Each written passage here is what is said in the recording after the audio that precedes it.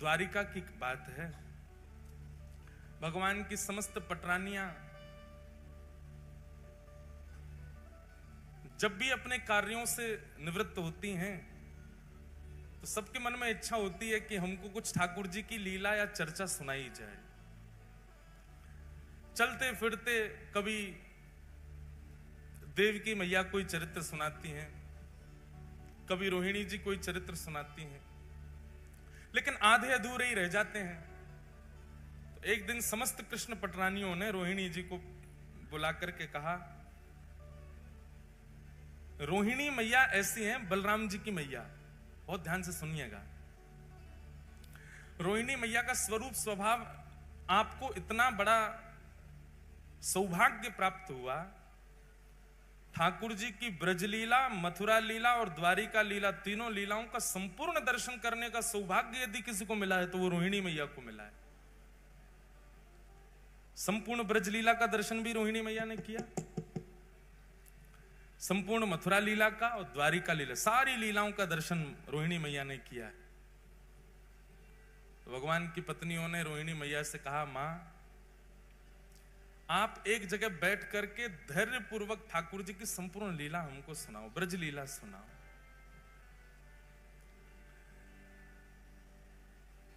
रोहिणी मैया कहने लगी, जब एक जगह बैठ के ही पूरी कथा होगी तो फिर सबको निमंत्रण दो, सबको बुलाओ, विधिवत कथा होगी, पूरे ब्रजमंडल की लीला हम सुनाएंगे, ठाकुर जी के जन्म से लेकर के अब तक की संपूर्ण लीला सुनाएंगे, सबको बुला के लाओ। बहुत ध्यान पूर्वक शांति से बैठ के सब लोग सुनना।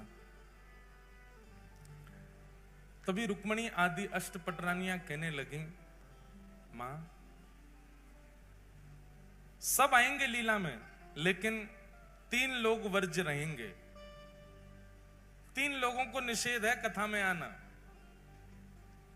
रुक्मणी जी बोली कौन? रोहिणी मैया बोली कौन? बोले सबसे पहले तो बलराम जी, जे नहीं आने चाहिए कथा में। रोहिणी मैया बोली, वाह, वक्ता के पुत्र को ही नहीं आने दोगे कथा में?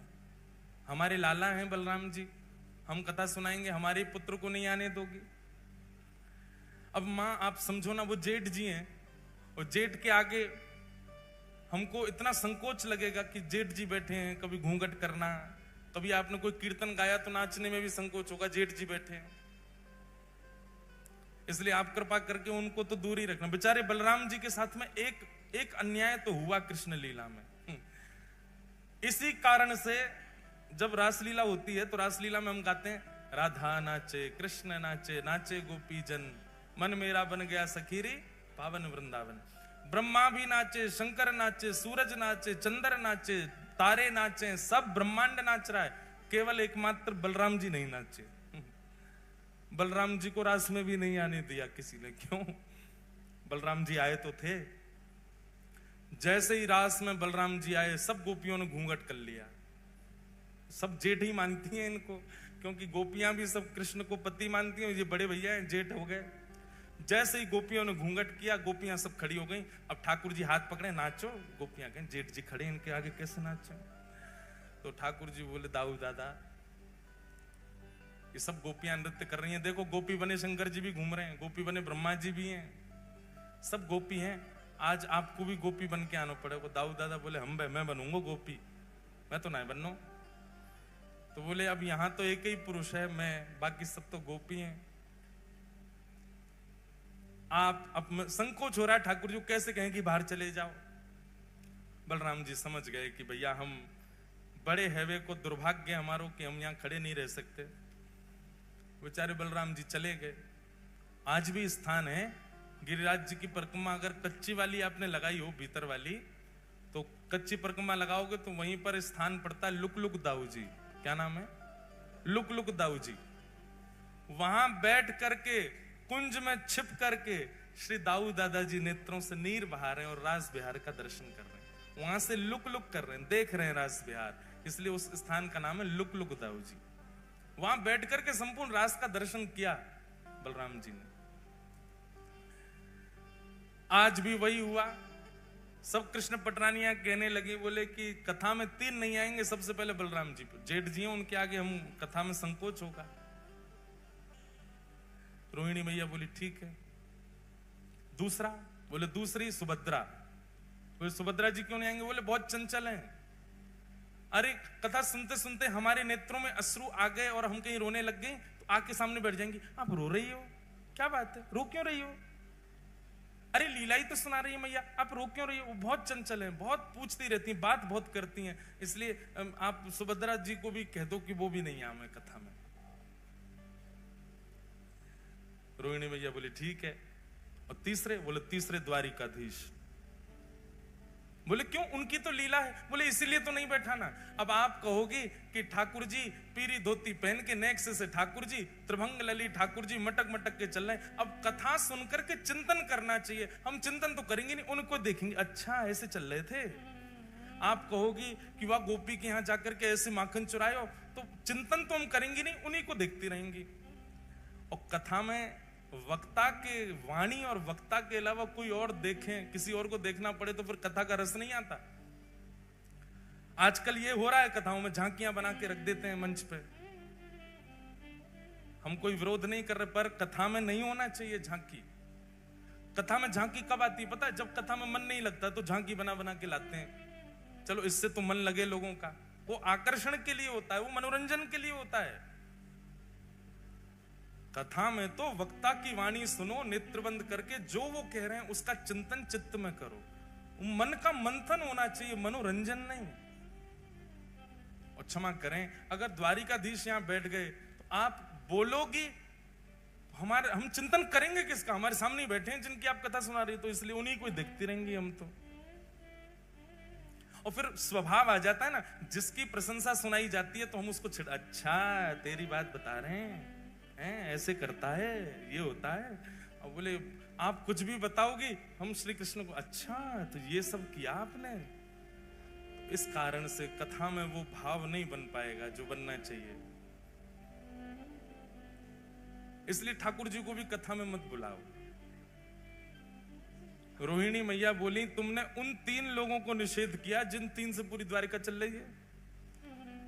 द्वारिका में पत्ता नहीं हिलता इन तीनों के बिना, और तुम कह रही हो कि तुम पूरी कथा सुन लोगी इन तीनों के बिना। बहुत ध्यानपूर्वक सुनिएगा, उपचार कुछ सोचो, कुछ विचार करो कि ये 3 कैसे रुकेंगे कथा में आने से। तो भगवान की पत्नियों में सबसे ज्यादा बुद्धिमान है सत्यभामा। रुक्मणी जी तो बहुत सीधी हैं, रुक्मणी जी बहुत सहज है। रुक्मणी जी तो कह भी रही थी आने दो, कोई बात नहीं, पीछे बैठ जाएंगे तीनों। सत्यभामा ही अड़ी है, ना ना ना ना, तीनों नहीं आने चाहिए। सत्यभामा जी बोली एक उपाय है। बोले क्या? बोले इन तीनों को एक खेल में व्यस्त करा देते हैं। एक खेल खेलते रहेंगे, उसी में व्यस्त रहेंगे, इतनी देर हम कथा सुनते रहेंगे। बहुत दिन हो गए, अब ये बड़े हो गए तीनों, इन तीनों को इनका बचपन याद कराया जाए। रोहिणी मैया बोली वो कैसे होगा? बोले जिस दिन ये तीनों संग बैठे होंगे हम उनके सामने चौसर खेलेंगे। चौसर बहुत प्रिय है तीनों को, और चौसर भी गलत सलत खेलेंगे, तो हमको सही करने के लिए वो तीनों बैठ जाएंगे, और तीनों जैसे बैठेंगे चौसर खेलते खेलते उसी में व्यस्त हो जाएंगे, और हम यहां आकर के कथा सुनने लग जाएंगे। रोहिणी मैया बोली ठीक है, तुम्हारी तरकीब अच्छी है, लगाओ। वही हुआ। एक दिन सत्यभामा, जाम्बती, रुक्मणी जी, कालिंदी सारी सब बैठी हैं, और सब बैठ करके चौसर खेल रही हैं। और चौसर खेलते खेलते अब जोर जोर से हंसने की आवाज आई, तो सुभद्रा जी ने तुरंत देखा, बोले हो क्या रहा है? देखा तो भाभियां सब खेल रही हैं। आकर के सुभद्रा जी जब देखने लगी तो देख के बोली ये तो गलत खेल रही हैं, ऐसे थोड़ी खेला जाता है। रुको, मैं भैया को बुला के लाती हूं, मैं दिखाती हूं कैसे खेलते हैं, हम तीनों तो निपुण हैं। और तुरंत कृष्ण बलराम को लेकर के सुभद्रा जी आई और चौसर की सेज पर बैठ गई, और वहां चौसर खेल खेल के दिखाने लगी। 3 पक्ष बट गए, कुछ बलराम जी के, कुछ ठाकुर जी के, कुछ सुभद्रा जी के, सब पत्नियां बट गईं। अब तो थोड़ी देर तो इनका उत्साहवर्धन किया, हाँ हाँ बहुत अच्छा बहुत अच्छा, अरे बलराम जी आप तो कमाल हो, कभी ठाकुर जी आप कमाल हो, ऐसे सब नाटक हो रहा था वहां पे। इतने में धीरे धीरे धीरे पीछे से उठ करके सब पत्नियां ठाकुर जी की जा रही थी, और जैसे ही खेल समाप्त होने लग जाए तो सत्यभामा जी ऐसा कुछ करें कि वो चौसर का पूरा जो स्थान था जो पूरा सामने रखा था वो हिल जाए तो अरे अब तो दोबारा से होगा और फिर तो शुरू हो जाए। ऐसे खेल में तीनों को तन्मय करके समस्त पटरानियां एक सभागृह में चली गईं और रोहिणी मैया आसन पर विराजमान होकर के ब्रज लीला सुनाने लगी। यहां पर चौसर में जीत गई कौन? सुभद्रा जी। अब सुभद्रा जी जैसे ही जीती, जीत करके उन्होंने कहा देखो भाभी जी जीत गई। देखी तो वहां कोई भी नहीं, सबरी चली गई। भैया एक भाभी जाए, दो जाए, 10 जाए समझ आती है, 16 हजारों चली गई। कुछ तो गड़बड़ है। मुझे ऐसा लग रहा है कि हमको कहीं पर फंसाया गया है। और देख नहीं रहे हो, बिल्कुल शांति छा गई है पूरे महल में। ऐसा लग रहा है कोई है ही नहीं है। ताल में कुछ काला तो है। ठाकुर जी बोले हमें तो पूरी दाल ही काली लग रही है, कुछ काला नहीं है, ढूंढो। और ढूंढते ढूंढते पहुंचे। एक विशाल सभागृह था। रोहिणी मैया नेत्र बंद करके संपूर्ण लीला सुना रही हैं और सामने बैठकर के समस्त कृष्ण पटरानियां भाव आवेश में भाव विभोर होकर के ठाकुर जी की लीला सुन रही हैं। श्री यशोदा मैया लाल जी के छोटे छोटे हस्त कमलों में अपनी उंगली देख करके उनको चलना सिखा रही हैं। नन्हे नन्हे चरणों से ठाकुर जी कैसे चल रहे हैं और जैसे चलते हैं यशोदा मैया अपनी उंगली हटा देती है। ठाकुर जी दोनों भुजा खड़ी करके एक पैर आगे रखते हैं और रख करके फिर ऐसे डामाडोल होते भय से नीचे गिर जाते हैं। ये सब लीलाएं बता रही हैं। सब पत्नियां हंस भी रही हैं और नेत्रों से प्रेमाश्रुओं को पहुंच करके यशोदा मैया को याद भी कर रही हैं। तभी प्रसंग आया कि श्री यशोदा मैया ठाकुर जी को पकड़ करके दहली लंगवावे ले गई हैं। लाला तू अब चलना सीख गया है, चल अब दहली लांग ले। चलना तो आ गए हो, अब दहली लांगनू सीख ले। लाल जी दहली पे चढ़ तो गए लेकिन पल्लंग को गहराई इतनी ज्यादा है कि ठाकुर जी नीचे उतर नहीं पा रहे हैं और अपने पाम के अंगूठासों बार बार नीचे देख रहे हैं कि जमीन आई कि नहीं, अब मैं उतरूं कि नहीं। और जैसे ही नीचे पाम करें जमीन गहरी है, सो ठाकुर जी जोर जोर से रो रहे हैं। यशोदा मैया कह रही है अरे लाला तू काहे को रो रहा है? तो तुतला के ठाकुर जी कह रहे मैया जे दहली ना, जे दहली मुंह को मार है, जे दहली ऊंची है गई है, या तो कह दे ये नीची है जाए। ऐसी मधुर लीलाएं श्री रोहिणी मैया यशोदा मैया की और ठाकुर जी की बाल लीला की सुना रही हैं। सब नेत्र बंद करके भाव में कथा श्रवण कर रहे हैं। और तभी उस सभा के द्वार पर तीनों का आगमन हुआ। बलराम जी, बाल कृष्ण और सुभद्रा। बलराम जी, द्वारिकाधीश, सुभद्रा तीनों आए और तीनों ने आकर के जैसे चुपचाप देखा कि कथा चल रही है, मधुर लीला सुना रहे हैं, ठाकुर जी ने दोनों से कहा चुपचाप पीछे चल करके बैठे। ये हमसे छुप करके कथा कही जा रही है ताकि हम ना सुन लें, चलो पीछे बैठ के सुनेंगे। और ठाकुर जी बिल्कुल सहमे से गए और सबसे पीछे जाकर के बैठ गए तीनों। बीच में सुभद्रा जी बैठी हैं, एक तरफ बलराम जी, दूसरी तरफ ठाकुर जी, और बैठ करके मधुर वह रस चर्चा सुनने लगे। सुनते सुनते सुनते यशोदा मैया के प्रसंगों को, ब्रजवासियों के प्रसंगों को, श्री ठाकुर जी प्रेम की अवस्था में प्रवेश करने लगे। प्रेम जब प्रकट होता है ना बंधुओं, बहुत ध्यानपूर्वक सुनिएगा, प्रेम जब प्रारंभ होता है तो प्रारंभ में विपरीत अवस्था भी अच्छी लगती है। प्रेम जब प्रारंभ होता है तो प्रेमी को रात में निद्रा भी ना मिले तो भी अच्छा लगता है, भोजन ना मिले तो भी अच्छा लगता है, पानी ना मिले तो भी अच्छा लगता है, अनुकूल वातावरण का कमरा ना मिले, बिना एसी का कमरा मिल जाए तो भी अच्छा लगता है। बस प्रेमी संग होना चाहिए। प्रेम की प्रथम अवस्था है। प्रेम की द्वितीय अवस्था जब प्रारंभ होती है तो प्रेमी की परीक्षाएं शुरू होती हैं। फिर जो प्रेमी है वो इस अवस्था में आ जाता है कि वो अपने प्रेम को तो मान चुका है कि मैं इससे बहुत प्रेम करता हूं, सामने वाला मुझसे प्रेम करता है कि नहीं, उसकी परीक्षाएं लेना प्रारंभ करता है। फिर वो ऐसा कुछ करता है कि जिससे पता चले कि ये मुझसे प्रेम करता है कि नहीं। तीसरी अवस्था में रूठना, मनाना, मान लीला प्रारंभ हो जाती है। चौथी अवस्था में स्वीकारीकरण और विश्वास आ जाता है। पांचवी अवस्था में प्रेम अब पुष्टता की ओर बढ़ता है, तो दोनों में वियोग की भावना, संयोग वियोग, कभी राजी कभी रूठ गए, कभी राजी कभी रूठ, संयोग वियोगात्मक भाव रहता है।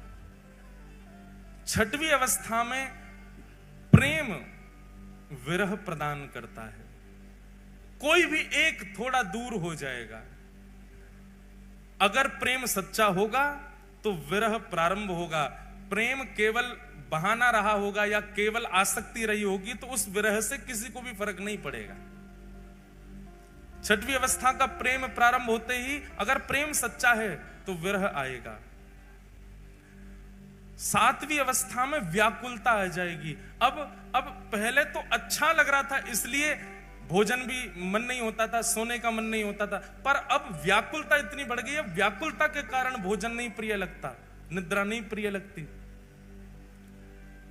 प्रेम की आठवीं अवस्था यह हो जाती है कि चिंतन करते करते करते करते प्रेमी का जित देखूं उतित श्याममयी है, जिसको देखते हैं उसमें प्रेमी दिखने लग जाता है। इसकी चाल मेरे प्रेमी जैसी है, इसका मुख मेरे प्रेमी जैसा है, वो हंसता था तो ऐसे ही हंसता था, वो बैठता था तो ऐसे ही बैठता था, वो बोलता था तो ऐसे ही बोलता था। प्रेम की नौवीं अवस्था जब आ जाती है तो प्रेम प्रगाढ़ और वियोग की चरम स्थिति आ जाती है।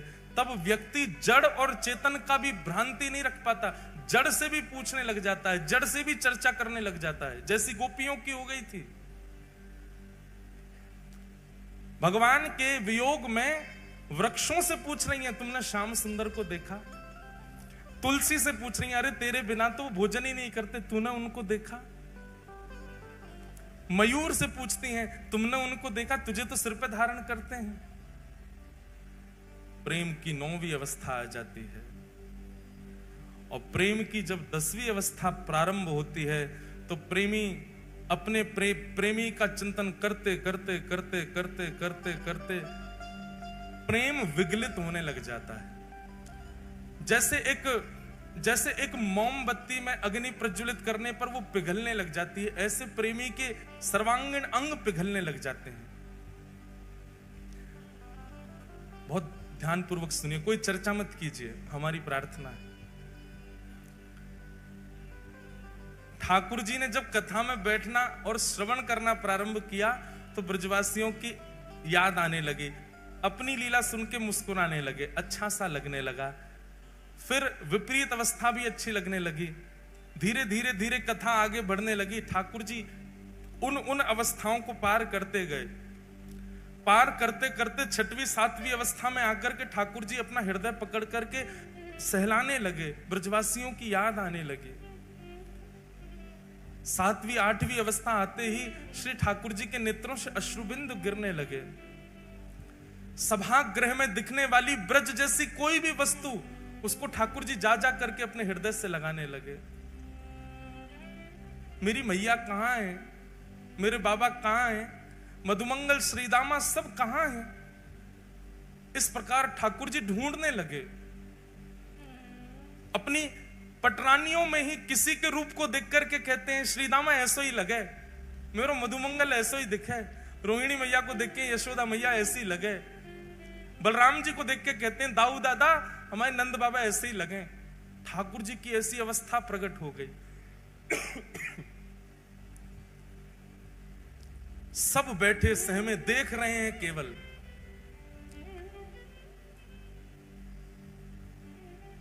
जैसे ही विरह की प्रेम की 10वीं अवस्था प्रारंभ हुई, सुभद्रा जी गईं, दौड़ करके ठाकुर जी को एक जगह स्थान पर लाकर के बैठाया, संभालने लगी। पर रोहिणी मैया तो भावावेश में आकर के कथा कहती जा रही हैं। सुनते सुनते सुनते प्रेम की 10वीं अवस्था में जैसे प्रवेश किया, ठाकुर जी की भुजाएं खड़ी हो गई, बलराम जी की भुजाएं खड़ी हो गई, मानो आवाहन कर रहे हो, अरे भैया कोई जाओ, जाके ब्रजवासिन को लाके हमारे हृदय से लगा दो। 10वीं अवस्था प्रारंभ होते ही श्री ठाकुर जी का श्री अंग पिघलने लगा।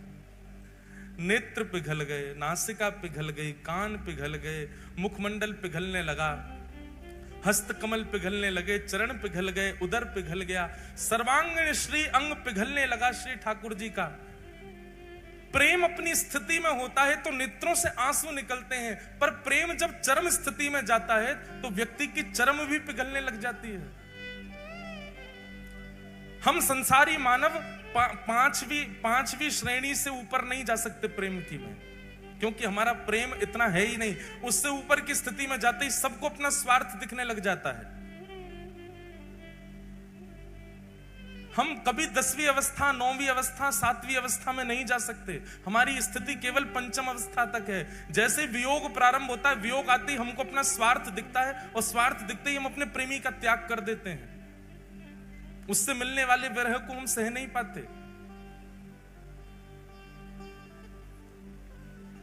ठाकुर जी का श्री अंग पिघलने लगा। ठाकुर जी की इस अवस्था को देख करके देवता त्राहि माम करके दौड़ने लगे।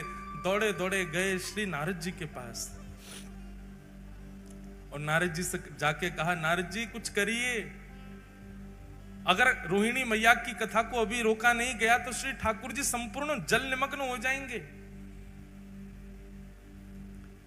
तुरंत नारद जी महाराज आए। कथा इतनी प्रबल स्थिति में पहुंच चुकी है कि वहां जाकर के विक्षेप नहीं डाल सकता कोई। पर श्री नारद जी महाराज ने ठाकुर जी की स्थिति को देखा, और देखते हुए तुरंत रोहिणी मैया के चरणों में प्रणाम करते हुए, अपना करताल बजाते हुए रोहिणी मैया के भाव को भंग किया। नेत्र खुले रोहिणी मैया के, नेत्रों से विरल अश्रुधार गिर रही है, लाल पड़ गए नेत्र। नारद जी, आप तो कथा के इतने रसिक हैं, फिर कथा में विघ्न कैसा? नारद जी महाराज ने इशारा किया, मैया सामने देखो।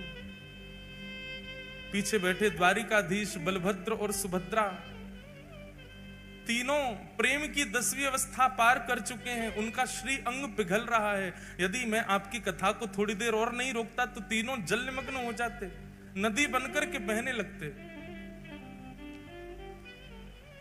बंधुओं, द्वारिका कभी जाइएगा तो गोपी तालाब का दर्शन कीजिएगा। कृष्ण विरह में गोपियां जल निमग्न हो गईं। बिंदु सरोवर का कभी दर्शन कीजिएगा, वहीं पर सिद्धता नाम की नदी है, जो कि भगवान श्री कपिल की मैया देवहूति माता प्रेम की अवस्था पार करके नदी बन के बहने लगी। कालिंदी प्रेम की अवस्था पार करके नदी बन के यमुना जी बन गई।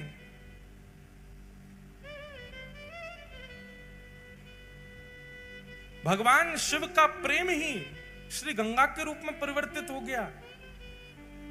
प्रेम की अवस्था को जिसने पार किया वो बहने लगा। यदि उस समय नारद जी नहीं आते, कथा को नहीं रोकते, तो शायद जगन्नाथ प्रभु भी बहने लगते। कोई नदी ही प्रकट हो गई होती द्वारिका में। रोहिणी मैया से कहा, कथा को यहीं विश्राम दीजिए, ठाकुर जी का श्रीअंग पिघल रहा है।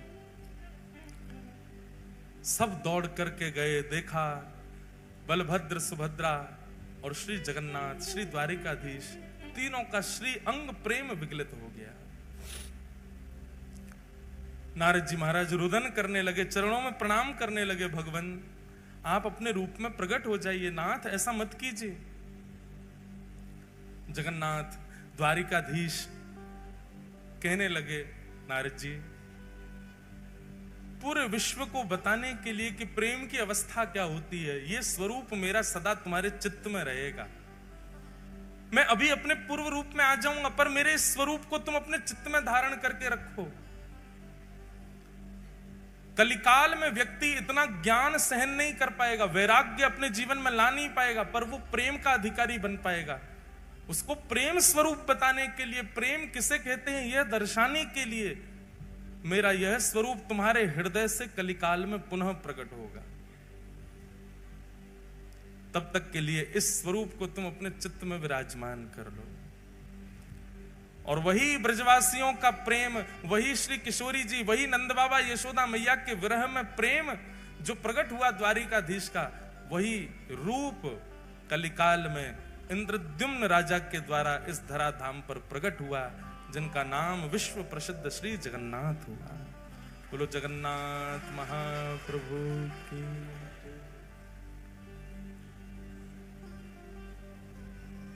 ब्रजवासियों के प्रेम में श्री महाप्रभु जगन्नाथ जी पिघल गए और तब ये रूप प्रकट हुआ।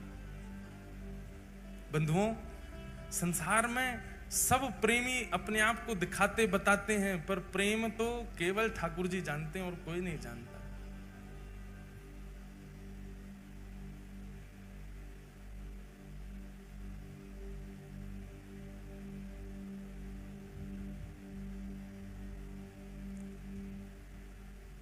प्रेम नगर की डगर है कठिन रे, बटो ही ना करना बसेरा, पग बढ़ा हो ना जाए अंधेरा।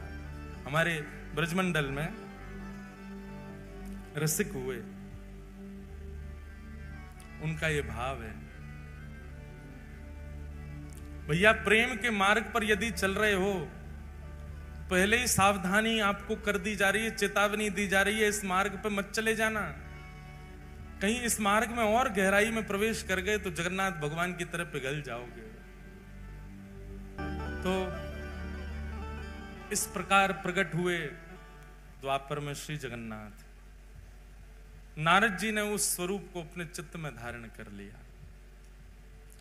फिर इसी कलिकाल में इंद्रद्युम्न नाम के राजा हुए। पूर्व के संस्कार उनके इतने सुदृढ़ थे। देखो बंधुओं, भक्त दो ही लोग बनते हैं, बहुत ध्यान से सुनिएगा। भक्त दो ही लोग बनते हैं, या तो वो जिसके पूर्व का भजन बहुत है, थोड़ा बहुत शेष रह गया तो इस जन्म में वो भक्त बन गया। पूर्व काल से ही भक्ति के संस्कार हों तो इस जन्म में वो भी भक्त बन जाता है। और दूसरा भक्त कौन बनता है? घोर नास्तिक। ऐसा ठोकर पड़े, ऐसी झटका लगे जीवन में कि वो भक्त बन जाता है।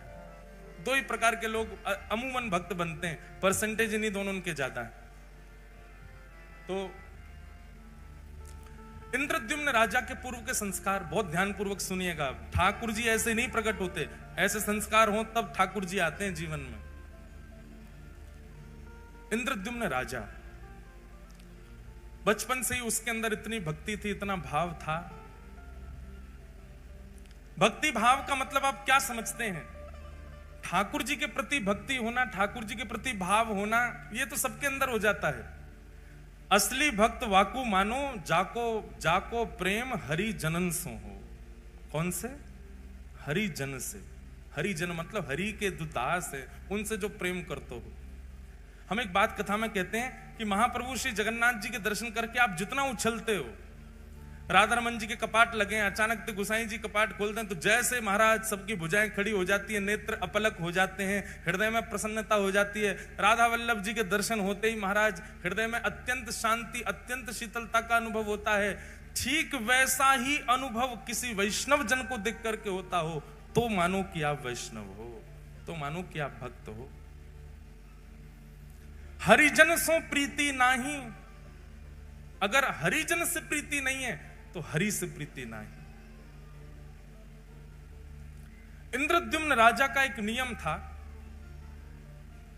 कि आप अपने नगर में सेना खड़ी करके रखते थे चारों ओर। सब राजाओं की सेना खड़ी रहती है सुरक्षा में, लेकिन आपकी सेना का एक ही काम था, बहुत ध्यानपूर्वक सुनिएगा। क्या?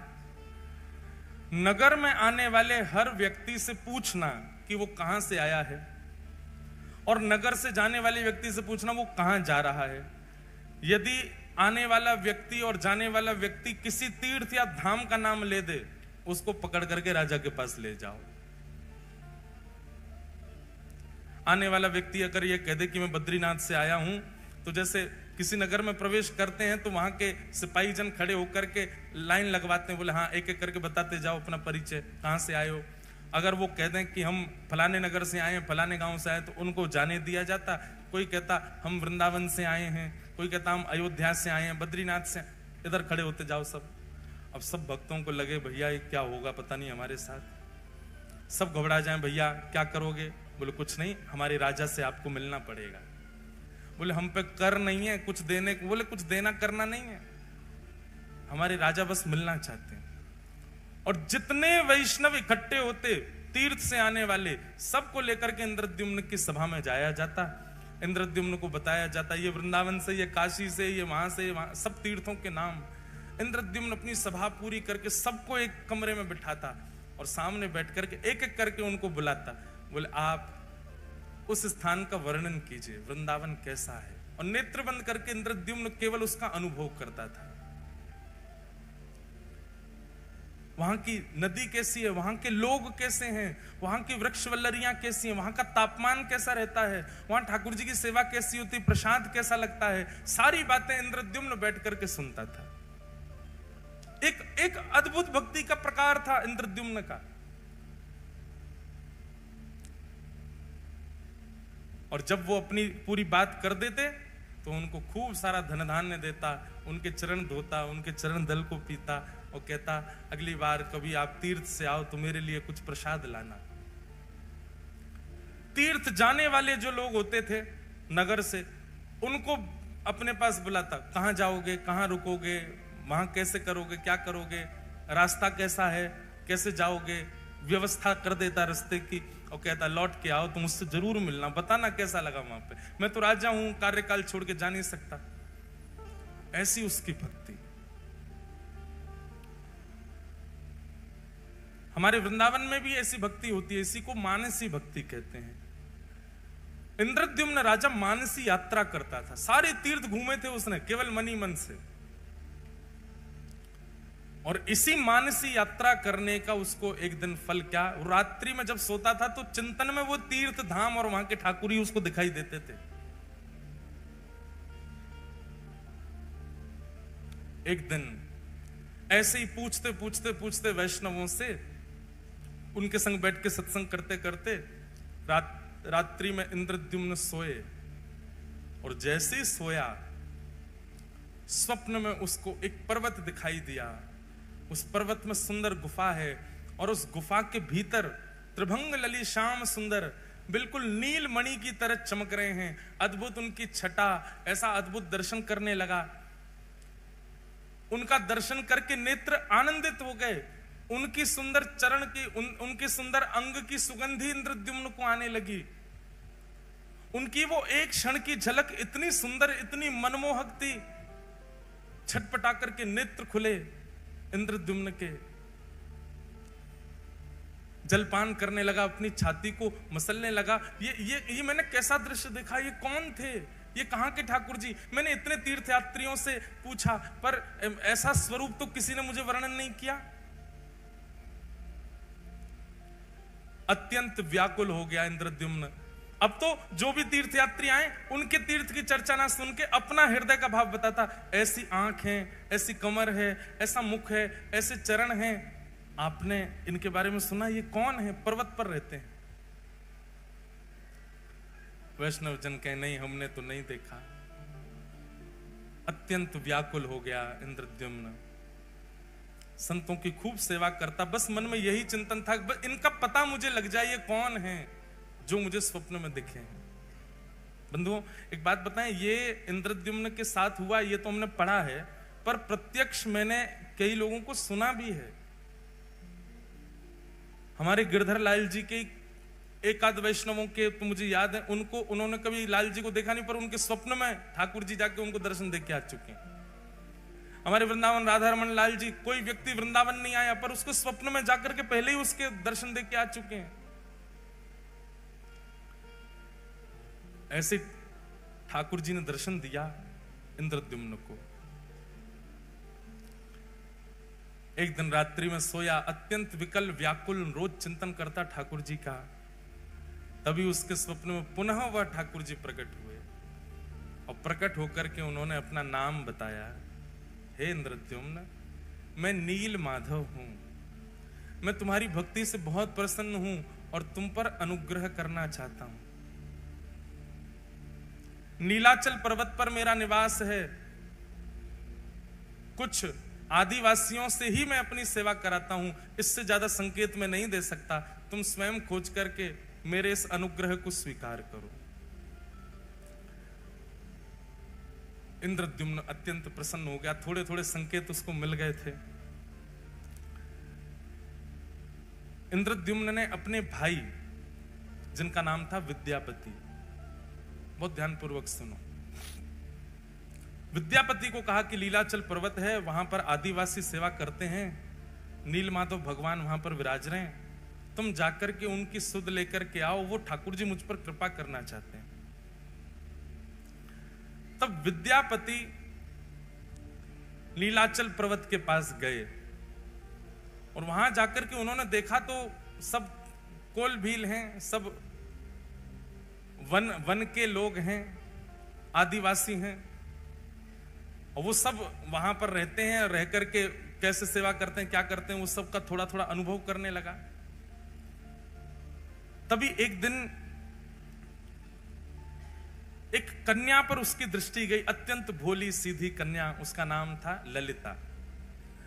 उन्हीं आदिवासियों के सरदार की वो बेटी थी। विद्यापति ने कहा यदि मैं इसको अपना मित्र बना लूं या इससे कोई संबंध रखूं तो मुझे नील माधव भगवान जल्दी मिलेंगे। एक दिन वंचर जीवों के बीच में जबरदस्ती स्वयं को उसने डाल दिया। वंचर जीव उसको कहीं से खा गए, कहीं से काट गए, कहीं पर अपने नाखून मार गए, और पूरे रक्त में रंगित अपने तन को लेकर के वन में पड़ा पड़ा विद्यापति रो रहा था। तभी वो जो आदिवासी थे, उनकी पुत्री ललिता वहीं से जल भर के जा रही थी। भगवान देखो कितने पापड़ बेलने पड़ते हैं तब आते हैं ठाकुर जी। हम जामे और वहां पे भी जाके दुकानदार को पैसा देके ठाकुर जी उठा लाते हैं, और उसमें भी मोल भाव करते हैं, कम कर, इतने महंगे ठाकुर जी। ठाकुर जी को भी गोद में आके लगती होगी अरे ये पैसा तो को कम लग रहे हैं, पूरा ब्रह्मांड लुटा देगी तो ना खरीद पाएगी मुझे, या तो मोल भाव और कर रही है। हमने अभी एक कथा जलंधर में एक बात कही कि भैया, किसी व्यक्ति ने मुझसे प्रश्न किया कि महाराज जी हम ठाकुर जी वृंदावन से लेकर के आते हैं या कोई भी लेता है उसका पैसा देते हैं, तो मन में ये बात बनी रहती है कि हमने ठाकुर जी खरीदे हैं। हमको पैसे देने से मना नहीं है, हम देना चाहते हैं, पर यह भावना चित्त से जानी चाहिए कि हमने ठाकुर जी खरीदे हैं, उसका क्या करें। हमारे मन में जो आया वो बताया मैंने कि सुनो, आप उसको ये मत समझो कि आप धन दे करके खरीद के लाए हो। आप ये सोचो ये ठाकुर जी जादना पधारे, जादना रूप बनो, वही दना इनने मुकु चुन लियो। अब ये प्रतीक्षा कर रहे हिसार की वो माता जी कब आएंगी या हिसार के वो भैया कब आएंगे, उनके संग में जाऊंगा। अब आप गए 1 साल 2 साल बाद, ठाकुर जी के बनने के बाद, ठाकुर जी के प्रकट होने के बाद, तो 2 साल तक ठाकुर जी जिसके घर पर रहे, उसके यहां से जब अपने ठाकुर जी ले जा रहे हो तो 2 साल वाने आपके ठाकुर जी की रक्षा करी, ठाकुर जी को विराजमान कियो, ठाकुर जी को श्रृंगार दियो, या भाव से वाकू बधाई दे करके आओ कि भैया हम तुमको बधाई दे रहे हैं, तुमने हमारे हृदय के ठाकुर जी अपने पास रखे। और सुनो, वो जितनो बतावे वहां में कछु बढ़ा के दे के आओ, बधाई दे के आओ। और जब जब वृंदावन जाओ, हम अपने लाल जी जिन्होंने हमको लाल जी प्रदान किए, वैष्णव हैं, नाथ द्वार के, ठाकुर जी का स्वरूप ही बनाते हैं वो। उनको हमने मामा जी का संबंध बना रखा उनसे। जब भी जाएंगे नाथ द्वारा उनके यहाँ जरूर जाएंगे, उनको कुछ कुछ भेंट दे के आएंगे, कुछ करके आएंगे, बधाई दे के आएंगे। अभी नाथ द्वारा में उत्सव है तो उनको भी बुलाएंगे, सम्मान करेंगे, भैया हमारे लाल जी के मामा जी हैं। इतने साल तक 5 साल लाल जी उनके पास रहे, 5 साल तक प्रतीक्षा करी उनने, 5 साल बाद पधारे ठाकुर जी। हमारी प्रथम कथा जो द्वारिका में हुई, उस कथा के प्रथम दिन से श्री ठाकुर जी का प्राकट्य होना प्रारंभ हुआ था, और 8वें दिन जिस दिन कथा विश्राम हुई, 8 दिन में ठाकुर जी का स्वरूप प्रकट हो गया था। उन्होंने तब से सोच लिया तो जिनकी कथा सुन के ये बने हैं, ये उन्हीं के पास ही जाएंगे। 5 साल ठाकुर जी ने प्रतीक्षा की, उसके बाद ठाकुर जी पधारे लाल जी। उनको बधाई देते हैं जब भी जाते हैं। ठाकुर जी ऐसे ही नहीं आते भैया, बहुत श्रम करना पड़े, परिश्रम करना पड़े। तो विद्यापति ने अपने आप को जबरदस्ती जानवरों से कटवाया और उस मार्ग पर गिर गया जहां से ललिता रोज जल भर के लाती थी। उसने जब देखा कि ये घायल पड़ा है, तुरंत उसको उठा करके अपने घर ले गए। सब लोग इधर देखो, बहुत ध्यान से कथा सुनो। श्री जगन्नाथ प्रभु कैसे पधारे, कैसे प्रकट भये, उसकी पूरी लीला है। विद्यापति को लेकर के घर गई, पिताजी से जाके कहा, पिताजी ये घायल व्यक्ति है, मैं इसको ले आई हूं, आप इसकी चिकित्सा करो। ललिता के पिताजी का नाम था विश्व वसु। आज भी श्री जगन्नाथ जी की रथ यात्रा में विशेष सेवा उसी वंश की है।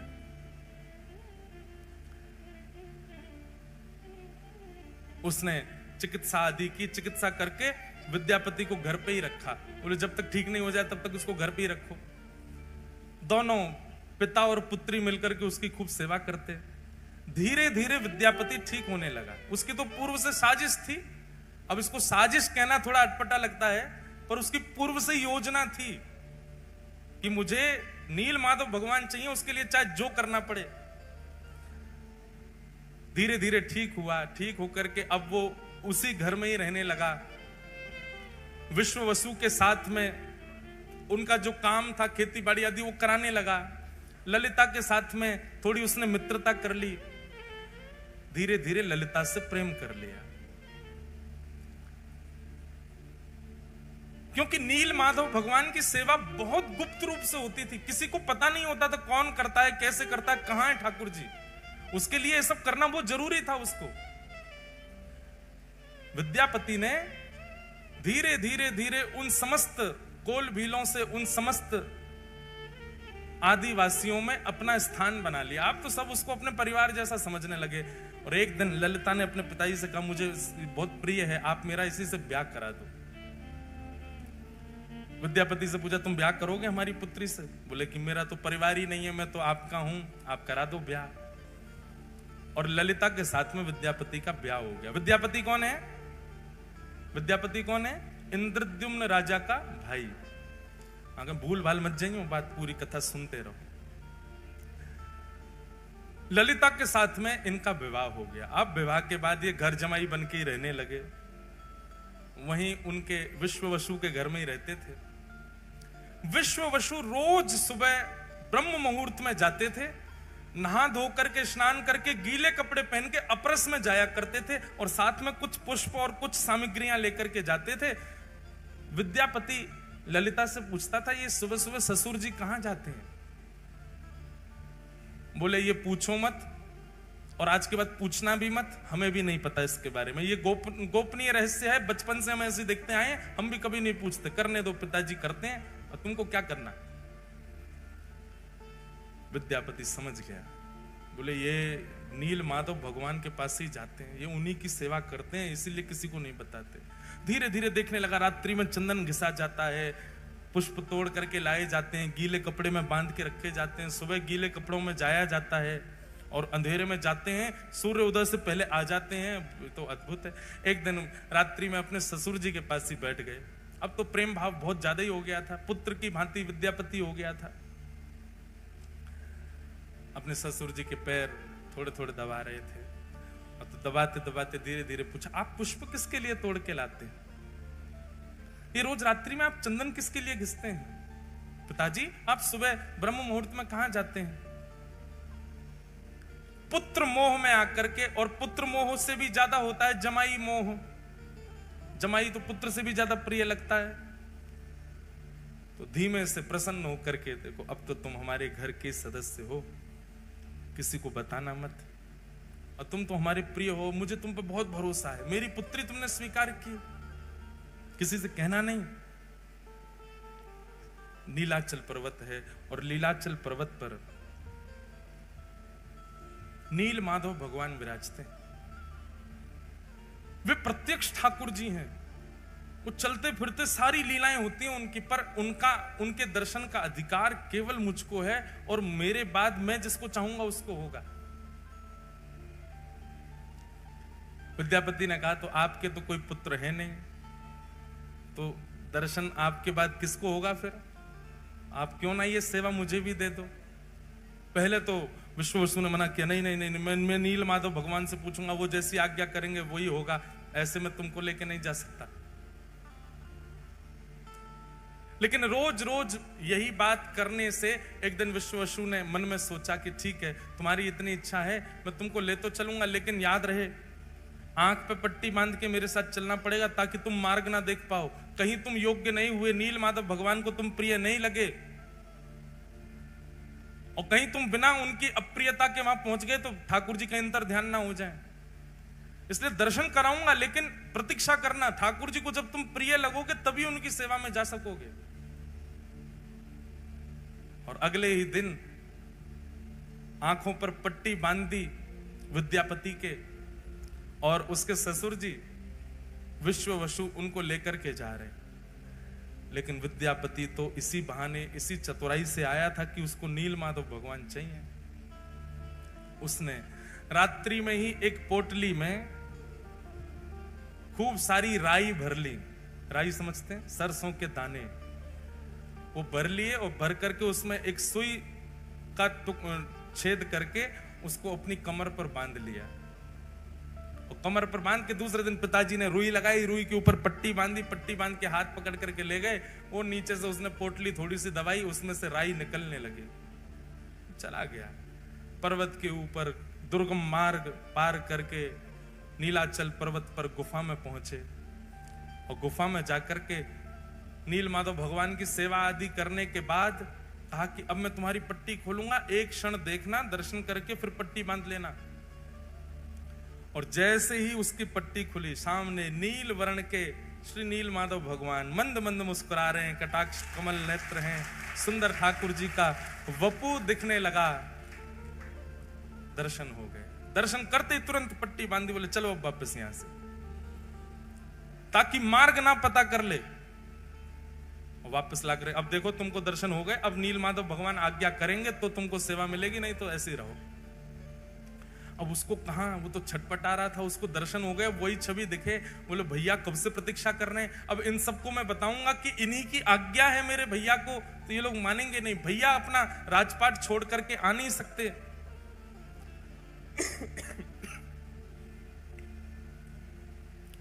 विद्यापति ने कुछ दिन प्रतीक्षा की। कुछ दिन प्रतीक्षा के बाद एक दिन सुबह सुबह उठ करके उसने मन में विचार किया कि अब सरसों पौधे बन गए होंगे, और उसी मार्ग के पीछे पीछे जाके मैं देखूं कैसे है नील माधव। सुबह उठ करके जैसे ही तैयार हुआ, पत्नी उठ गई। पत्नी ललिता पूछने लगी, कहां जा रहे हो? बोले देवी पुष्प लेने जा रहा हूं, ठाकुर जी की सेवा करूंगा, तुम्हारे लिए गजरा बनाऊंगा। ऐसा कहकर के चला गया। ललिता बोली, आज तक तो कभी लाए नहीं गजरा, आज तक तो कभी सेवा के लिए पुष्प लाए नहीं, आज अचानक। अब वो तो सरसों के पौधे देखते देखते देखते मार्ग उसने पता कर लिया, तो उसी के पीछे पीछे ललिता उसके पीछे पीछे चल दी, और वो छुप छुप करके देखती हुई जा रही है, जा कहां रहा है। तभी वो नीलाचल पर्वत के ऊपर चढ़ने लगा, पीछे पीछे ललिता भी चली गई। जैसे ही गुफा में पहुंचे, नील माधव भगवान खड़े हैं सामने। इसको तो दर्शन का अधिकार था, ठाकुर जी तैयार ही थे इसके साथ जाने को। तो बस ये जैसे ही ठाकुर जी का स्पर्श करने वाला था, इतने में ही ललिता पीछे से आ गई, अनधिकारी सामने आ गया। और अनधिकारी के आते नील माधव भगवान वहां से अंतर ध्यान हो गए। और जैसे नील माधव भगवान अंतर ध्यान हुए, रोने लगा। बोले मैंने कितना सब बनाया था ठाकुर जी को ले जाने के लिए, आदि आदि सब बातें हुई। ललिता ने जाकर नीचे पूरे आदिवासियों में बात फैल गई, सब विश्ववसु को पकड़ करके बंदी बना लिए, उसको छल कपट किया तुमने हमारे साथ, आदि आदि। हमारे ठाकुर जी अंतर ध्यान हो गए, हमारे साथ जो किया सो किया, ठाकुर जी चले गए हमारे। हम तुझे दंड देंगे। बोले कि मुझे दंड दीजिएगा, लेकिन मुझसे पहले आप एक बार राजा इन करके व्यवस्थित करवाना, और सुंदर किसी कारीगर से मेरा विग्रह स्वरूप बनवाना। कारीगर वो ही बनाएगा जैसा रूप मैं चाहता हूं प्रकट करना, इसलिए उसको कुछ बताने की आवश्यकता नहीं। बस कारीगरों से कहना कि वे अपनी कला से बनाना शुरू करें, क्योंकि मेरे रूप को वही बना पाएगा जिसको मैंने चुना होगा। इसलिए तुम केवल समुद्र के तट पर जाकर के तीनों काष्ठों को इकट्ठा करो। तब जो तिथि समय भगवान ने बताया था उसी तिथि समय पर गए, जाकर के देखा तो 3 काष्ठ बहते हुए, 3 दारू, दारू मतलब लकड़ी, बहती हुई समुद्र में से आई। और उन तीनों को इंद्रद्युम्न राजा ने अपने पूरी सेना से उठवाने का प्रयास किया, पर कोई हिला नहीं पाया।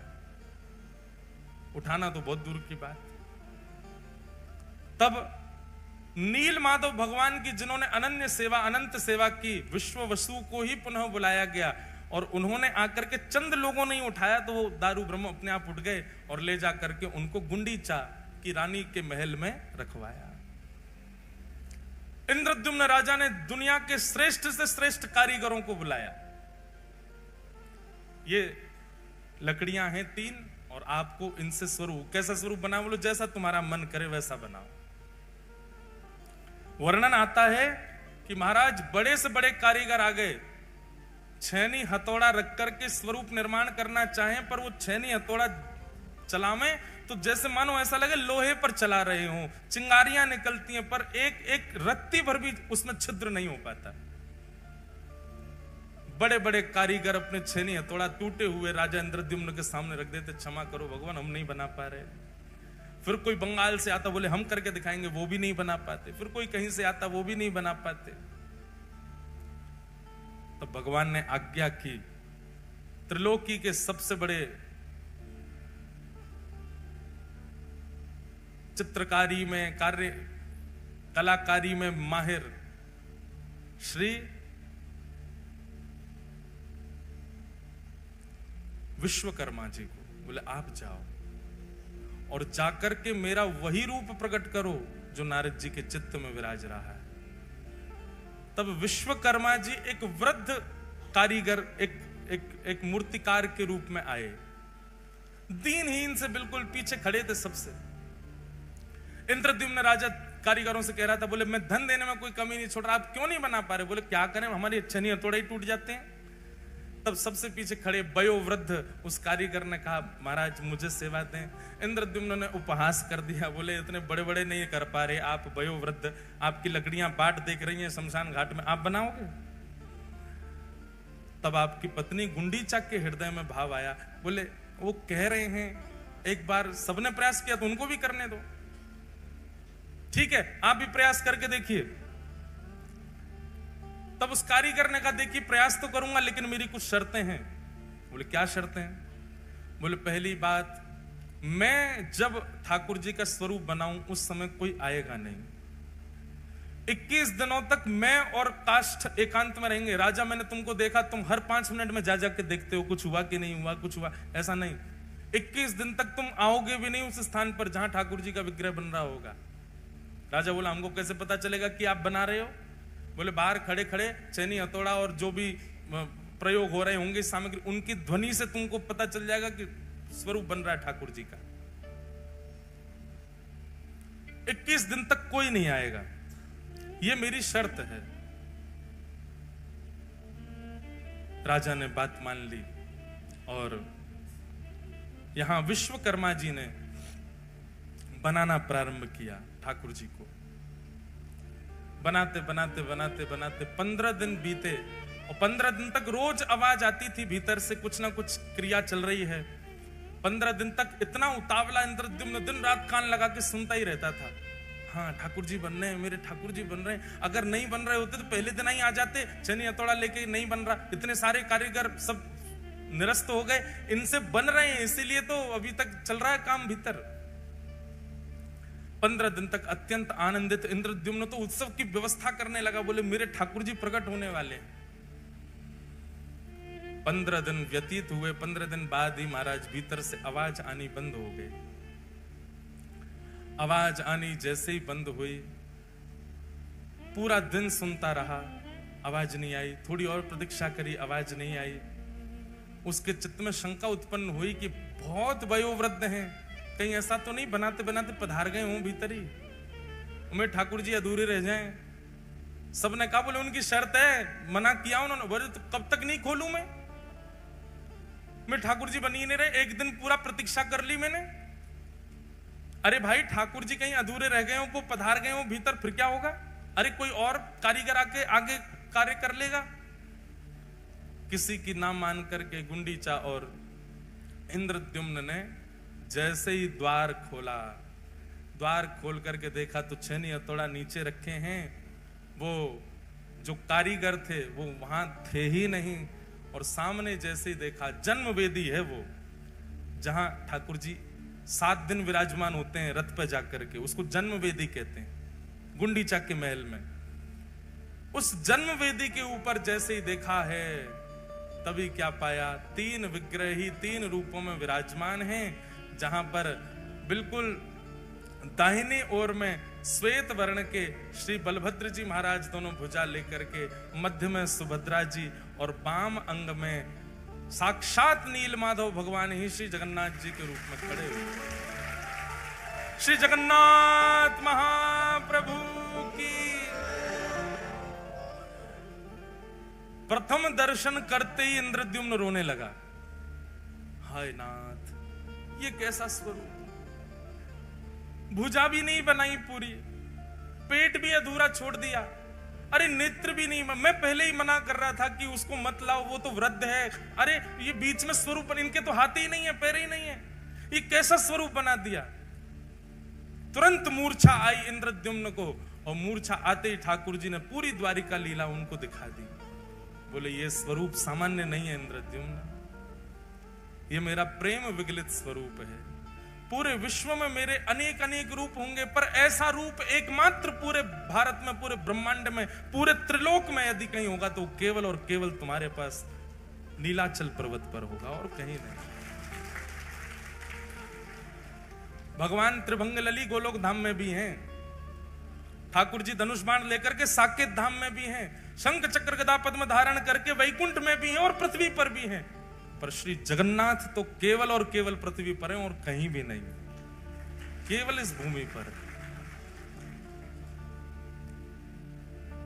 महाप्रभु जी ने आज्ञा की, ये मेरा स्वरूप है और ये स्वरूप मेरा प्रेम के कारण प्रकट हुआ है। इंद्रद्युम्न, अब तुम मेरा मंदिर निर्माण करा करके मेरे स्वरूप को विराजमान कराओ और विराजमान करके मेरी सेवा प्रारंभ करो, ये मेरा ही स्वरूप है।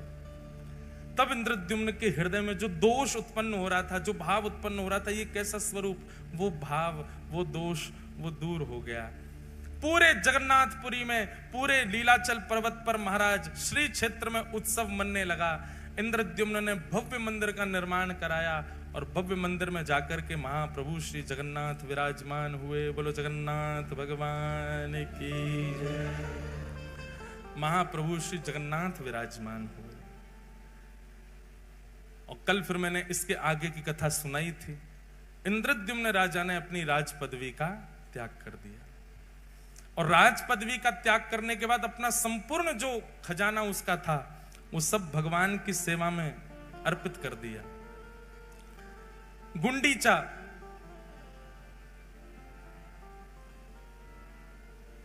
उसकी भावना थी कि पति ने तो मांग लिया कि मेरे वंश में कोई कहने वाला प्रकट ना हो कि ये मंदिर हमारे पिताजी ने बनाया था। गुंडीचा ने कहा मेरे चित्त में तो वात्सल्य है, मेरे चित्त में तो बालक का प्रेम है, वो मैं कहां अर्पित करूं। तब महाप्रभु जगन्नाथ जी ने वचन दिया, तुम्हारी पति की मनोकामना पूरी होगी कि वंश आगे नहीं बढ़ेगा, और तुम्हारी मनोकामना पूरी होगी कि तुम्हारे पुत्र रूप में मैं ही रहूंगा। और मां, मैं आपको वचन देता हूं, मैं जगत का कल्याण करने के लिए यहां पर आया हूं, इसलिए साल भर तो मैं सबको दर्शन दूंगा, पर साल में 7 दिन के लिए रथ पर आरूढ़ होकर के मैं नित्य गुंडीचा आया करूंगा। बंधुओं, स्कंद पुराण में ठाकुर जी के गुंडीचा में जब वो विराज जाते हैं, भगवान जब रथ पर बैठ करके आते हैं और रथ से उतर के जब गुंडीचा में 7 दिन विराजते हैं, उन 7 दिनों में दर्शन का इतना बड़ा महत्व है। स्कंद पुराण में कहते हैं 3.5 करोड़ तीर्थ हैं पृथ्वी पर। कितने? 3.5 करोड़। 3.5 करोड़ तीर्थों को करने का फल केवल एक झलक गुंडीचा में जगन्नाथ जी के देखने से प्राप्त हो जाता है। और आप श्री मंदिर में जगन्नाथ जी को जब देखोगे तो आपको लगेंगे पर ब्रह्म जगन्नाथ विराज रहे हैं, लेकिन आप अनुभव करेंगे, आप जब गुंडीचा में जाकर के जगन्नाथ जी को देखेंगे आपको लगेगा नेक्सो लाला बैठो है। वहां ठाकुर जी अपना परब्रह्म रूप आपको थोड़े पतले से दिखाई देंगे, थोड़े छोटे से दिखाई देंगे, नेक से हो जाएंगे और थोड़े टेढ़े मेढ़े से दिखाई, ऐसा लगेगा मानो खेल रहे हैं, किलोल कर रहे हैं। क्यों? बोले अपनी मैया के पास बैठे श्री ठाकुर जी। हाँ, लीलाचल पर्वत पर महाप्रभु श्री जगन्नाथ जी विराजमान हुए। ठाकुर जी के, अच्छा एक बात बताओ, श्री जगन्नाथ जी का जन्म दिवस कौन सा होता है बताओ? कौन बताएगा सब में? स्नान पूर्णिमा। स्नान पूर्णिमा जो होती है, जिसको चंदन यात्रा भी कहते हैं, स्नान पूर्णिमा श्री महाप्रभु जगन्नाथ जी का प्रादुर्भाव दिवस है। और ठीक उसके 15 दिन बाद ही ठाकुर जी रथ यात्रा के लिए निकलते हैं। तो महाप्रभु श्री जगन्नाथ जी जैसे ही विराजमान भये, विराजमान होने के बाद ही ये लीला हुई कि गुंडीचा ने ठाकुर जी को पुत्र रूप में वर्ण किया और ठाकुर जी ने उनको आज्ञा दी कि हम आपके यहां रथ पर बैठ करके आएंगे। और ठाकुर जी की फिर उसके बाद सर्वप्रथम रथ यात्रा हुई। ठाकुर जी रथ में आरूढ़ होकर के गुंडीचा के लिए गए। अब यहां रथ का बहुत सुंदर वर्णन है, बहुत विस्तृत वर्णन है। रथ कैसे बनता है, रथ का स्वरूप क्या होता है, रथ में क्या क्या भावों का प्रयोग होता है, कौन कौन सी वस्तु रथ में लगाई जाती हैं, कितने प्रकार के लोग रथ का निर्माण करते हैं। और जैसा रथ का निर्माण पहली बार हुआ था, तब से आज तक रथ वैसे ही बनता है जैसा परंपरानुगत पहली बार बना था। हमको लग रहा है आगे बोलें कहीं आप चूक नहीं जाओ, अच्छी बात है। सब लोग बैठ जाओ भैया। रथ जो है उसको मानव तन का ही स्वरूप बताया गया। रथ बनना प्रारंभ कब से होता है पता है आपको? वसंत पंचमी। वसंत पंचमी से रथ बनना प्रारंभ होता है। मतलब सर्वप्रथम लकड़ियां इकट्ठी आदि, प्रथम पूजन वसंत पंचमी को होता है लकड़ियों का, और उसके बाद से रथ बनना प्रारंभ होता है। और ठाकुर जी की रथ यात्रा जाकर के होती है कब? जुलाई में, लगभग गुरु पूर्णिमा के बाद आषाढ़ में जाकर के श्री महाप्रभु जी की रथ यात्रा होती है। इतना समय लगता है रथ बनने में। उसमें पंच वस्तुओं का ही प्रयोग होता है केवल रथ में। जैसे मानव शरीर के लिए भगवान ने पंच तत्व, पृथ्वी, जल, अग्नि, वायु, आकाश, ऐसे ही पंच वस्तुओं से रथ का निर्माण होता है। कौन कौन सी पंच वस्तु लगती हैं? सबसे पहला काष्ठ, लकड़ी। दूसरा बताया गया रंग रोगन, जो पूरे रथ पर किया जाता है, तो उसका स्वरूप रंग। तीसरा रथ में प्रयोग किया जाता है धातु। उसमें कहीं पर लोहा, पीतल, स्वर्ण, चांदी भी लगाए जाते हैं रथ के अंदर ठाकुर जी के। तीसरा जंबूरा, यानी कि सुंदर पत्र और पुष्प। और अंतिम वस्तु है वस्त्र। इन पंच चीजों से महाप्रभु जी का रथ तैयार होता है।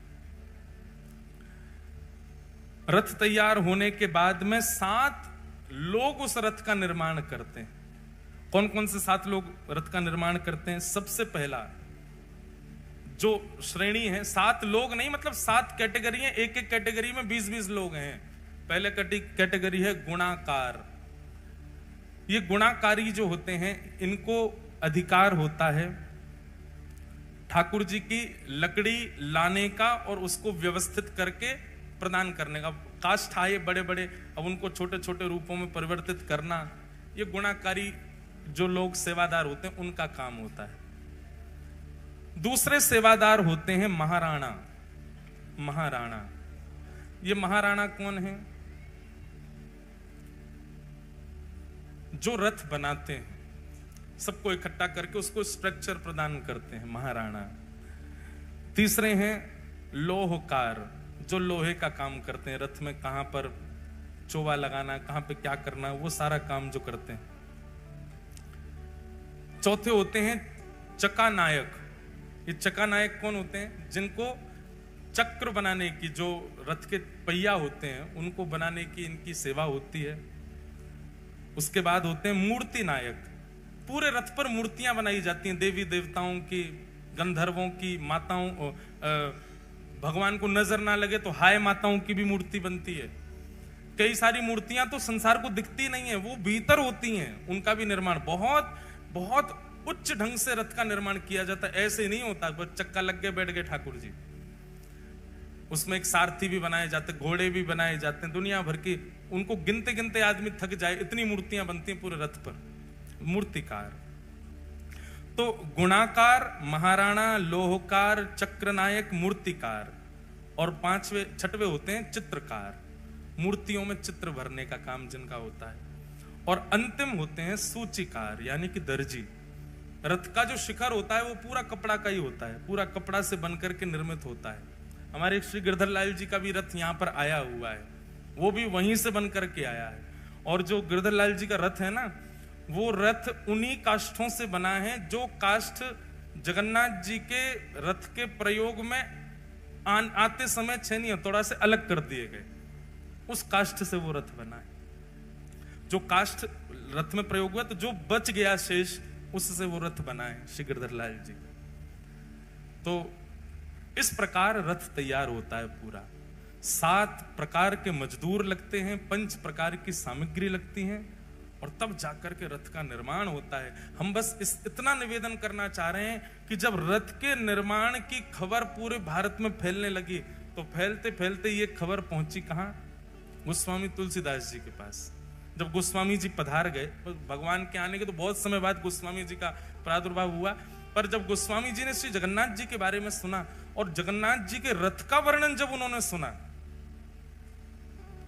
तो गोस्वामी जी के नेत्र बंद हो गए। और एक एक बारीकी से उन्होंने एक कौन सी देवी बनाई गई है, कौन से देवता बनाए गए, चक्र की आकृति क्या है, घोड़े कैसे हैं, ऊपर सूचीकार ने वस्त्र कैसा बनाया है, रंग रोगन कैसा किया है, ये सब जब गोस्वामी जी ने सुना, सुनते ही गोस्वामी जी कहते हैं, मेरे मानस में जो जो चिंतन हुआ था वही मैंने रामायण में लिखा, और मेरे मानस में प्रभु श्री राम जिस विजय रथ पर बैठ करके रावण का वध करने गए थे वो यही रथ था, जिस रथ पर महाप्रभु जगन्नाथ विराजते। जब गोस्वामी तुलसीदास जी ने रथ का वर्णन सुना तो वे सुन के कहने लगे, तुमने निश्चित ही मेरे मन की बात जान ली, मेरे मन में जो विजय रथ है राम जी का वो देख लिया? बोले नहीं, ये तो स्कंद पुराण में वर्णन है, महाप्रभु जी का रथ है। जब महाप्रभु जी का रथ सुना तो बोले, ऐसा ही रंग, ऐसा ही रोगन, यहाँ पर ये देवता, यहाँ पर ये घोड़ा, यहाँ पर ऐसा चक्र, यहाँ पर ये रंग, ये बिल्कुल वही है जो विजय रथ प्रभु श्री राम का था। उसी नंदी घोष रथ के ऊपर महाप्रभु जगन्नाथ विराजते। तभी गोस्वामी जी के मन में आया, बोले भैया ये कहीं राम जी तो नहीं है जगन्नाथ जी। तब आपने जगन्नाथ जी की और जांच पड़ताल करवाई तो पता चला वो तो मक्खन का भोग लगाते हैं, सुबह सुबह दधी ओदन पाते हैं, चावल पाते हैं, भात पाते हैं, बलराम जी के संग में बैठे हैं। तो बोले अरे ये तो कृष्ण भी हैं। तभी आपको पता चला कि सुदर्शन जी बगल में विराज रहे, ओहो ये तो हरि भी हैं। तो राम कृष्ण हरि तीनों हैं, राम भी हैं, कृष्ण भी हैं और हरि भी। अगर कोई राम रूप में दर्शन करे तो राम जी, लक्ष्मण जी, बीच में किशोरी जी खड़ी हैं। कोई कृष्ण रूप में दर्शन करे तो यहाँ श्री कृष्ण हैं, बलराम जी हैं, बीच में सुभद्रा जी खड़ी। और हरि रूप में दर्शन करें तो नारायण हैं, साथ में शेषनाग हैं और मध्यस्थ विराजमान लक्ष्मी स्वरूप है। तो राम भी हैं, कृष्ण भी हैं और नारायण भी हैं। तीनों का एक कार रूप यदि कोई है तो वो जगन्नाथ जी। आपने श्री जगन्नाथ जी को देख लिया तो मतलब साकेत, वैकुंठ और गोलोक धाम तीनों का दर्शन हो गया, जगन्नाथ जी के दर्शन। गोस्वामी तुलसीदास जी महाराज उतावले हो गए, बोले कि मैं तो देखूंगा इनको। गोस्वामी जी गए जगन्नाथपुरी। जैसे ही जगन्नाथपुरी गए, जगन्नाथपुरी में जाकर के सबसे पहले तो आपने वहां के लोगों को देखा। क्या देखा? हरि हरि बोलो, हरि हरि बोलो, हरि हरि बोलो, मटक मटक करके नाच रहे हैं महाराज। गोस्वामी जी महाराज देख करके सीधे भोले भाले सब घूम रहे हैं, सबको देख के बड़े प्रसन्न हो गए। बोले वाह भैया। गोस्वामी जी महाराज जैसे मंदिर में प्रवेश करने लगे, पंडा पुजारी सबने पकड़ लिए। गोस्वामी जी बोले लाओ दक्षिणा दो। गोस्वामी जी बोले पहले ठाकुर के तो दर्शन करो। बोलो वो बाद में होंगे, पहले दक्षिणा दो। गोस्वामी जी का मन हो गया खिन्न सा, बोले कि कलयुग है यहाँ तो भारी लूट रहे हैं, बताओ। गोस्वामी जी भीतर गए तो महाप्रसाद की सुगंधी आने लगी। महाप्रसाद की स्थिति देखी महाराज, तो जगन्नाथ प्रभु के महाप्रसाद का नियम है, आप आसन पर बैठ के नहीं खा सकते, आप ऊपर ऊंचे बैठ के नहीं खा सकते, आप नीचे कपड़ा बिछा के नहीं खा सकते, आप थाली में नहीं पा सकते। महाप्रसाद के नियमों में स्कंद पुराण भर दी व्यास जी ने। इतना वर्णन किया महाप्रसाद का। महाप्रसाद का वर्णन करते हुए कहते हैं कि उसको भोजन, अन्न और स्वाद के लिए पाना ही नहीं चाहिए, अपराध लगेगा नहीं तो आपको। महाप्रसादे गोविंदे, चैतन्य महाप्रभु कहते हैं वो साक्षात गोविंद हैं। एक एक दिन का भीतर जाए तो यही समझो श्री कृष्ण जा रहे हैं, अब रास राशेश्वर कृष्ण जा रहे हैं, अब माखन चोर कृष्ण जा रहे हैं, अब हमारे चित्त में श्री राधा रमण जा रहे हैं, अब गोपी रमण जा रहे हैं, अब गोपेश्वर जा रहे हैं। एक एक अंग में, एक एक अन्न में ठाकुर जी की लीला चिंतन करके उसको पाना चाहिए, ऐसे नहीं पाना चाहिए भोजन समझ करके। बहुत उसका कल देखूंगा, अगर भाव लगा तो भक्त चरित्रों के बीच में वर्णन करूंगा।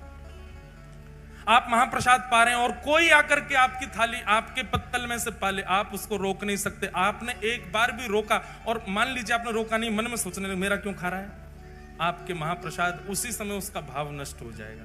आप किसी को नहीं रोक सकते। एक जीव भी आकर के आपके पत्तल में से चाट सकता है, आप उसको भी नहीं रोक सकते। महाप्रसाद झूठा नहीं होता। महाप्रसाद आपके में से कोई खा जाए, आपके में से कोई ले जाए, आप पालो, झूठा नहीं। आप महाप्रसाद पाने के बाद, हम बहुत बड़ी बात बोल रहे हैं, ध्यान से सुनिएगा, आप महाप्रसाद पाते पाते महाप्रसाद हाथ में लगा है, आप ठाकुर जी को भी छू लो, उसमें कोई दोष नहीं, क्योंकि महाप्रसाद कभी भी झूठा नहीं माना जाता। महाप्रसाद कभी भी पाते समय भाव उठा करके मुख से उंगली स्पर्श नहीं करानी चाहिए। महाप्रसाद जब भी पाव लेकर के उसको इतना ऐसा लो कि वो एक थोड़ा सूखा रहे, लड्डू जैसा रहे, तो आप उसको ऐसे ऐसे करके पा सकते हैं। महाप्रसाद पाने में कभी भी अगर आपने उंगली छुपा दी तो महाप्रसाद का भाव नष्ट हो जाएगा। तो कहते हैं अधर से केवल महाप्रसाद भीतर जाना चाहिए। महाप्रसाद के बड़े नियम है, और अंतिम नियम, बहुत सारे नियम है पर एक विशेष सुन लो। महाप्रसाद पाने के बाद हाथ नहीं धोना चाहिए। आप कहोगे महाराज जी हाथ में लगा उसका क्या करें, तो वहां का नियम है सिर से पहुंच लो और या फिर जब वो सूखा हो जाए तो सूखा होकर के हाथ मीड़ लो, उसका पूरा जो बुरादा बने उसमें जल लगा के तिलक लगा लो। महाप्रसाद अन्न नहीं है, महाप्रसाद व्यंजन नहीं है, महाप्रसाद वस्तु नहीं है, वो साक्षात जगन्नाथ। गोस्वामी तुलसीदास जी महाप्रसाद देखने गए तो क्या देखा, एक व्यक्ति खड़िया फूटा हुआ घड़ा था, उसमें नेक से चावल लेके महाप्रसाद बना बना के पा रहा था, और पाते पाते उसने वो छोड़ दिया, उसमें कोई कुकर खाने लगा, और जो हाथ था उसको यूं पोंछ लिया। माँ तुलसीदास जी बोले जे क्या किया इसने, और वो झूठे हाथ से ही भीतर प्रवेश कर गया मंदिर में। माँ गोस्वामी जी बोले ये तो ऐसे तो लोग हैं यहाँ के। अब देखें ठाकुर कैसा है। भीतर जैसे प्रवेश किया, गोस्वामी जी के तो नेत्रों में आंसू आ गए। इनकी तो भुजा ही नहीं है, इनके तो नेत्र ही नहीं है, इनके तो कान ही नहीं है, नाक नहीं है, पैर नहीं है, कुछ भी नहीं है, अंग ही नहीं है इनका। तो मेरे प्रभु श्री राम बताया इनको, मेरे प्रभु श्री कृष्ण बता करके भेज दिया मुझे इनके पास। ये कैसे ठाकुर है? इतनी घबराहट होने लगी गोस्वामी जी को, तो तुरंत भागे वहां से। जैसे ही मंदिर से निकलने लगे तो एक वयोवृद्ध पुजारी बेंत लेकर के भीतर जा रहा था। गोस्वामी जी ने कहा तुम पुजारी हो क्या यहाँ के? बोले हाँ। बेंत लेके क्यों जा रहे हो गर्भगृह में? बोले लाला है, मानता नहीं, कभी कभी भय दिखाना पड़ता है इसको, इसलिए बेंत लेके जा रहे हैं। गोस्वामी जी का तो और मन खिन्न हो गया, दौड़ करके गए, बोले कि अब भी जाऊंगा यहां से, अब रुकना ही नहीं है मुझे यहाँ पर। इतना मन उदास हुआ महाराज। इतने में ही समुद्र के तट पर जाकर के गोस्वामी जी तो रो रहे थे, अपने ठाकुर जी का चिंतन कर रहे थे बार बार। कैसा स्वरूप है, नव कंज लोचन कंज मुख कर कंज पद कंजारुणो श्री रामचंद्र कृपालु भज मन हरण भव भयदार। अरे नाथ, मेरे मेरे चित्त में दोबारा प्रकट हो जाइए। नव कंज लोचन, कंज कहते हैं कमल, कमल जैसे नेत्र हैं। नव कंज लोचन कंज मुख, कमल जैसा मुख है। पद कंज, पैर भी कमल जैसे। पद कंजारुण, पूरा श्री अंग कंज कमल जैसा। इतने में ही नेत्र खोल करके देखा तो सामने वही जगन्नाथ जी प्रकट हो गए, बिना हाथ पंबारे। गोस्वामी जी कहने लगे, नाथ ये कैसा रूप है? बोले खुद वर्णन करते हो और हमसे पूछ रहे हो? बोले मैंने कहां वर्णन किया? बोले मानस जी में किसने लिखा है? बिन पग चलहि सुनहि बिन काना। फिर क्या आगे? बिन निज कर्म करहु विधि नाना। बिना हाथ के सारे काम करता है, बिना कान के सुनता है, बिना नेत्रों के देखता है, बिना पैरों के चलता है। जाओ जाकर के मानस जी में चौपाई मिटा दो। क्यों लिखा आपने ऐसा? गोस्वामी जी के तो नेत्र सजल हो। हो नाथ नाथ नाथ, क्षमा करो भगवान, मैं आपके भाव को पहचान नहीं पाया। आप मेरे लिए ऐसे बन के आए। ठाकुर जी बोले, मैं रूप तो अपने भाव से धारण करता हूं, पर मेरे रूप से ना जाने कितनों के भाव पूर्ण होते हैं।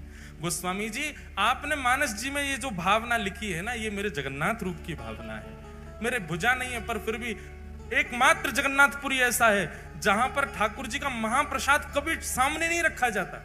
जो महाप्रसाद हम पाते हैं वो ठाकुर जी के सामने नहीं पधराया जाता। तो भगवान का गर्भगृह, उसके बाद में एक और सभा हॉल है, उसके बाद गरुण स्तंभ, गरुण स्तंभ के बाद भोग मंडप है, वहां ठाकुर जी का भोग रखा जाता। बीच में तो दर्शनार्थी खड़े रहते हैं, भोग मंडप में सामग्री रखते हैं और यहां से ठाकुर जी पाते। बोले कैसे पा रहे हैं? बोले भुजा है ना, ठाकुर जी ऐसे ऐसे करके पाते हैं, ऐसे ऐसे लेके पावे। वहां से सब दर्शनार्थियों के ऊपर से हाथ ले जाकर के ठाकुर जी पाते। एकमात्र, अरे विचित्र ही है श्री जगन्नाथ जी की सब लीला। ऐसे महाप्रभु श्री जगन्नाथ धराधाम पर इंद्रद्युम्न पर कृपा करके इस प्रकार प्रकट हुए। उन्हीं महाप्रभु जी के श्री चरणों में कितनों ने ठौर पाई। और सबसे बड़े तो हमारे श्री कृष्ण स्वरूप, श्री युगल स्वरूप महाप्रभु श्री चैतन्य, वे तो श्री जगन्नाथ जी में ही विलीन हो गए, श्री जगन्नाथ जी में ही विराजमान हो गए। ऐसे श्री जगन्नाथ जी का पावन चरित्र हम सुन रहे हैं।